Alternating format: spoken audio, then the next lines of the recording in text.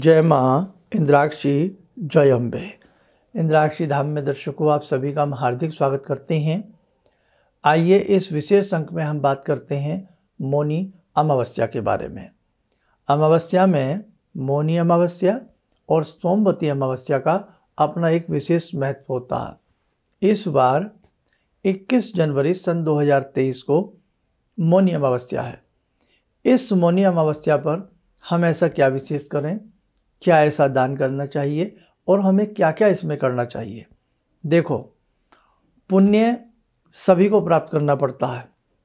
जीवन है, इस जीवन में हमसे छोटे छोटे पाप होते हैं, छोटी छोटी गलतियां होती हैं, उससे हमारा कर्म बिगड़ता है और कर्म बिगड़ता है तो हमारा भाग्य बिगड़ता है। इसी जीवन में हमसे छोटे छोटे पुण्य होते हैं, बड़े पुण्य होते हैं, तो हमारा कर्म सुधरता है और जब हमारा कर्म सुधरता है तो हमारा भविष्य अच्छा बनता है। इसलिए हमारे सभी साधक ध्यान रखें, मौनी अमावस्या पर कुछ आज ऐसी चीज़ें हम आपको बताएंगे कि आप ज़रूर करिएगा और जितने संस्थान से दीक्षित साधक हैं वो ख़ास तौर से ज़रूर करें जो हम आपको बताने जा रहे हैं। आइए पहले आज का हम पंचांग देखें। 20 जनवरी सन 2023 संवत 2079, दिन शुक्रवार, माघ मास, कृष्ण पक्ष, नक्षत्र मूल, तिथि त्रयोदशी, लेकिन 10:02 तक। और ध्यान रखें, जो अमावस्या की बेला रहेगी वो अमावस्या की बेला कल की रहेगी, यानी कि आज 20 तारीख है और कल आपकी 21 तारीख है। और साथ ही राहु काल 10:30 से 12, दिशा शूल पश्चिम दिशा। यानी कि जैसे आज हमने त्रयोदशी तिथि बताई आपको, लेकिन त्रयोदशी तिथि 10:02 तक है। फिर चतुर्दशी का योग और साथ में ही कल जो है वो आपकी अमावस्या तिथि मानी जाएगी। कल आप पितरों के निमित्त और मौनी अमावस्या के निमित्त बहुत सारे ऐसे कर्म करें जिससे आपके जीवन में सुख शांति का वास हो सके। अब देखो मेरे साथ को, हमें क्या करना है। आपके लिए एक बहुत विशेष हम बात बता रहे हैं। जन्म पत्रिका में या हाथ की रेखाओं में अनेकों लोगों को पितृदोष होता है, अनेकों लोगों के ऊपर प्रेत दोष होता है, नाना भांति के श्रापों से कुंडली कई बार भरी होती है, जीवन कई बार बड़ा दुखों से लबालब भरा होता है। और यही जो आप छोटे छोटे कर्म करते हैं न पुण्य भरे, उनसे आपके जीवन में एक बड़ी खुशहाली आती है। मौनी अमावस्या। मौनी अमावस्या का नाम मौनी अमावस्या। इस अमावस्या में हमें अधिक से अधिक मौन रहना चाहिए, शांत रहना चाहिए। और शांत व्यक्ति शांत चित्त से अनेकों प्रकार के बड़े कार्य कर सकता है। अगर हम दिन भर मौन ना रह सकें तो शास्त्रों में कहा है कि जैसे ऋषि मुनि अपना व्यवहार आचरण अच्छे से करते हैं, वैसे ही ऋषि मुनियों की तरह अपना व्यवहार, अपना आचरण करते हुए हमें मौनी अमावस्या के दिन तिलों से यज्ञ करना चाहिए, हमें गुरुओं की सेवा करनी चाहिए, हमें नाना भांति के दान पुण्य करने चाहिए। अब जैसे मौनी अमावस्या में आप तिल वाले लड्डू किसी भी ब्राह्मण को, किसी भी सद्पुरुष को दीजिएगा, वो देना बड़ा शुभ, बड़ा अच्छा माना जाता है। गरम कपड़ा, लाल वस्त्र हो या कोई भी ऊनी गरम कंबल आदि हो, वो आप यथाशक्ति से मौनी अमावस्या के दिन गरीबों में ज़रूर बांटें। कहीं साधु संतों की सभा में भी उसको ज़रूर बांटें, अपने हिसाब से जो भी आपकी पॉकेट अलाउ करती है। और कहीं ना कहीं जहाँ निर्धनता पैर पसारे पड़ी है, ठंडी का माहौल है, तो मौनी अमावस्या में आपको वो गर्म वस्त्र भी दान करने चाहिए। और मौनी अमावस्या के दिन ध्यान रखें, चाहे 1 घंटे का मौन रखें या 2 घंटे का मौन रखें, मौन रख के शांत चित्त से अपने गुरु मंत्र को, अपने इष्ट मंत्र को मन ही मन अपने मन के अंदर उसे मथते हुए आप उसे पढ़िएगा। और मौनी अमावस्या में तो आप कभी इलाहाबाद अगर गए हैं तो माघ का महीना, माघ मास की कृष्ण पक्ष की जब मकर संक्रांति आती है, उसी दिन से एक बहुत बड़े मेले का आयोजन हो जाता है। और जबकि 1 महीने तक भी ये मेला चला जाता है। और जब ये मौनी अमावस्या आती है तो त्रिवेणी के संगम में स्नान किया जाता है। अब थोड़ा सा हम आपको इलाहाबाद के बारे में भी बताएं, सुने। प्रयाग तीर्थों का राजा है। मौनी अमावस्या के दिन त्रिवेणी स्नान स्वर्ग और मोक्ष को देने वाला है। यहाँ इलाहाबाद में गंगा, यमुना एवं सलिल सरस्वती का संगम स्थान पवित्र त्रिवेणी कहलाता है। यहीं पर वेणी माधव जी का आश्रम, भारद्वाज मुनि का आश्रम, वासुकीनाथ, अक्षयवट एवं शेषनाथ जैसे पवित्र स्थान है। इलाहाबाद के संगम में मौनी अमावस्या हो और आप त्रिवेणी का स्नान करें, सोने पर सुहागे वाली बात हो जाती है। और यदि आप वहाँ नहीं जा सकते हैं किसी वजह से, क्योंकि सभी तो नहीं जा सकते, लेकिन एक बार भविष्य में प्रयास जरूर करना कि आप संगम का स्नान, त्रिवेणी का स्नान करना, जहाँ गंगा, यमुना और सरस्वती का आपस में मिलन होता है। कहने का भाव कि मौनी अमावस्या का दिन अपने आप में एक बहुत बड़ा दिन है। इस दिन साधु महात्माओं के लिए अग्नि प्रज्वलित करना, मतलब यज्ञ की व्यवस्था कराना।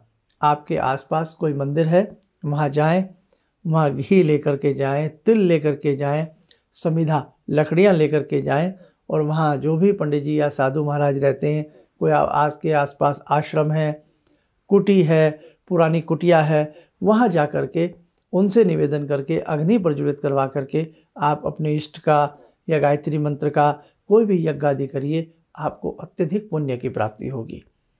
और एक चीज़ आपको और बताएं इसी के साथ साथ, मौनी अमावस्या के दिन मौन रहते हुए गौ माता की सेवा करना भी अनेकों प्रकार के कष्टों संकटों से हमें बाहर निकालती है।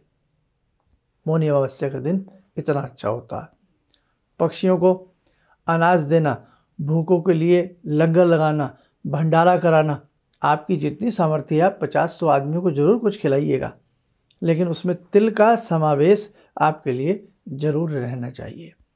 और यदि आप ऐसे स्थान पर रहते हैं कहीं किसी को कुछ दे नहीं सकते, कहीं जा नहीं सकते, तो आप अपने ही घर में यदि आपके पास गंगा जल है तो जो सुबह का स्नान करें वो हल्का सा गंगा जल डाल करके स्नान करें, उसके बाद भी गंगा जल के छींटे मारें और मौन रहते हुए सुबह 1-2 घंटा मौनी अमावस्या के दिन मौन रहें।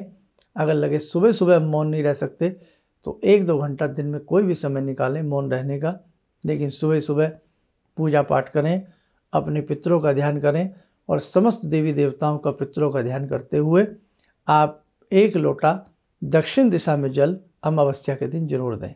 1 लोटा जल देवताओं का ध्यान करते हुए हम सूर्य को अर्पण करेंगे।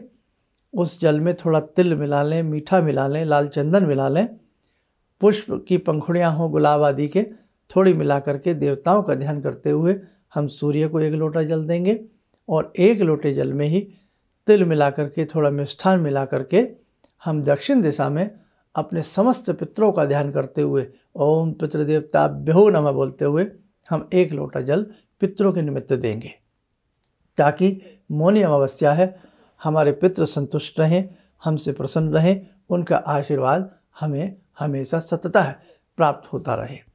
तो ध्यान रखना, पितरों के निमित्त जल देना मत भूलना। और हाँ, मौनी अमावस्या के दिन आप अपने पितरों के नाम से कोई भंडारा कर सकते हैं। पितरों के नाम से गौशाला में जाकर के अच्छी संख्या में गुड़ गौ माता को खिला सकते हैं, हरा चारा खिला सकते हैं। पितरों के नाम से आप कहीं पर भी ऊनी वस्त्र, कंबल आदि बांट सकते हैं। और पितरों के नाम से ही मौनी अमावस्या के दिन घर में या कहीं भी किसी तट पर, संगम पर आप पितृ यज्ञ करा सकते हैं। जिस घर में हारी बीमारियां ना जाती हों, बार बार मृत्यु होती हों, या सभी बच्चे कुंवारे बैठे हों, शादियां ना हो रही हों, तो आपको एक बार पितृ यज्ञ जरूर कराना चाहिए। आपको लगता हो ऐसे कई बार अजीब अजीब बातें आ जाती हैं, संतान नहीं हो रही है, किसी ने कुछ कर दिया है, हर साल घर में एक डेथ होती है, तो देखो ऐसी स्थिति में आपको पितृ यज्ञ की शरण में जाना चाहिए। बस अब मोटा माटी एक बार और सुन लो, छोटी सी बातें।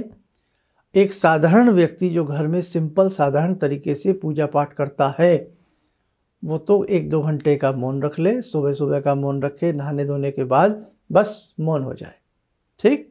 और मौन अवस्था में ही अपनी सारी पूजा पाठ करे, अपने गुरु के मंत्र को पढ़े, और संभव हो मौन अवस्था में ही 1 लोटा जल देवताओं का ध्यान और सूर्य का ध्यान करते हुए सूर्य भगवान को 1 लोटा जल तिल वगैरह मिला के, जो सारी बातें पहले बताई हैं, वो दक्षिण दिशा में पितरों के नाम से दे।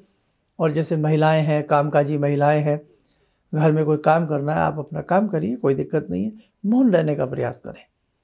और आप यदि स्कूल जाते हैं, पढ़ाते हैं, या कोई ऐसा काम करते हैं, कोई भी किसी यानी जॉब में हैं आप, या किसी प्राइवेट सरकारी किसी भी जॉब में हैं, तो देखो वहाँ तो नहीं काम चलेगा आपका मौन रह करके। तो रास्ते में जब आप जा रहे हैं तो मौन रहते जाइए, और अपने इष्ट का, अपने देवता का, जिसको आप मानते हैं, उनका आप मंत्र का उच्चारण करते जाइए। रात्रि में भी प्रयास करें कि सोने से पहले आधा घंटा पहले मौन हो जाएं, और मौन रहकर ही अपनी साधना करके फिर आप आराम से सो जाएं। और जो कहते हैं साहब हमारा तो मौन रह के काम ही नहीं चलेगा, तो वो मौनी अमावस्या के दिन कम से कम बोलें, है ना। कम बोलना भी अच्छा होता है, ऐसी बात नहीं है ना। और कुछ व्यक्ति तो कहते थे ना घर में हम, कि आप लोग तो मौन रहो तो ज़्यादा अच्छा। तो मौन एक चुप 100 को हराता है, इसलिए मौन, वैसे भी आपने देखा ना मौन व्रत, हमने भी अपने जीवन में 40 दिन के, 3 महीने के, 2.5 महीने के काफ़ी ऐसे मौन व्रत किए हैं।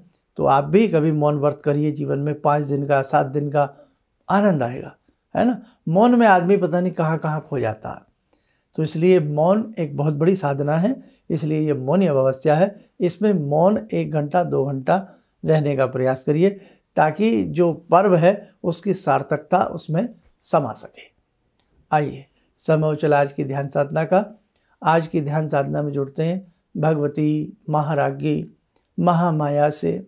हे भगवती, आप समस्त विश्व का कल्याण करें। ॐ सिन्दूरारुणविग्रहां त्रिनयनां माणिक्यमूलस्फुरात् स्तारानायकशेखरं स्मितमुखी भापेन वक्षोरुवां पाणिभ्यामलपूर्णरत्नचषकां रत्नोत्परां बिभ्रति सौम्यां रत्नगटस्थरक्तचरणां ध्यायेत् पराम् अम्बिकां खड्गं चक्रगदेषु चापपरिगान् शूलम्बुशोण्डिं शिरा शङ्खं समदधतीं करे स्त्रीनयनां सर्वाङ्गभूषावृतां नीलासमद्युतिमास्य पाददशकां सेवे महाकालिकां यामास्तो स्वपितैहरो कमलजो हन्तुं मधुं कैटवं विद्युद्दामसमप्रभां मृगपते स्कन्दस्थितां भीषणां कन्या विहकरवालखेटविलसा धस्ताविरासेवितां हस्तैश्चक्रगदाशिखेटविशिखां चापं गुणं तर्जनीं विप्राणामलिलात्मिकां शशिधरां दुर्गां त्रिनेत्रां भजे। कवच बना लें, ध्यान करें, जगजननी का शुभ आशीष हम सबके ऊपर बरस रहा है।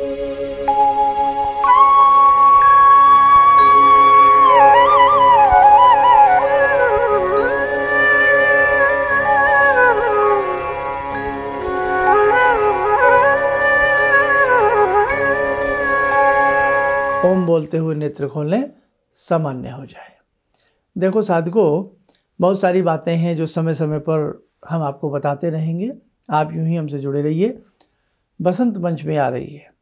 बसंत पंचमी पर हमें क्या विशेष करना चाहिए? धन बाद में है, पहले ज्ञान है। अगर आप धनवान तो हैं, लेकिन आप मूर्ख हैं, तो आपको कोई धनवान नहीं कहेगा, कहेंगे आप मूर्ख आदमी हैं। लेकिन आप ज्ञानवान हैं तो धनवान भी आपके चरणों को हाथ लगाएगा। ठीक है, तो ज्ञान की पूजा होती है, धन की पूजा नहीं होती है। इसलिए बसंत पंचमी आ रही है, बहुत अच्छे से कुछ ऐसी बातें हैं जो स्वयं भी करें और अपने बच्चों का भी ज्ञान बढ़ाएं भगवती शारदा का पूजन करके। 1-2 रोज़ में वो आपको हमारे वीडियो मिल जाएगा। आप स्वस्थ रहें, सुखी रहें। इन्हीं शुभकामनाओं के साथ हम अपनी वाणी को विराम देते हैं। जय जय अम्बे। मेरा नाम दिव्या सिंह है, मैं भोपाल से आई हूँ। गुरुजी के द्वारा टीवी में एक सूर्य का मंत्र बताया था, ओम ह्रीम हंस है। ये मैं इसको और सूर्य को जल देते हुए इस मंत्र को मैं रोज़ पढ़ती हूँ। इससे मेरे घर में सुख शांति सब का वातावरण बना है और मेरे पति के दोनों की नौकरी में बहुत अच्छा हुआ है। गुरुजी को शत-शत प्रणाम। किसी भी समस्या के समाधान के लिए मिले प्रसिद्ध हस्तरेखा एवं वास्तु विशेषज्ञ प्रोफेसर धर्मेंद्र शर्मा जी से। नोट: शिविर में भाग लेने हेतु एवं व्यक्तिगत रूप से मिलने के लिए कॉल करने का समय सुबह 10 बजे से शाम 6 बजे तक।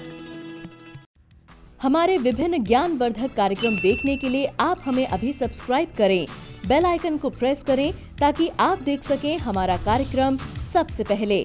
और अधिक जानकारी के लिए फेसबुक पेज को लाइक करना न भूलें।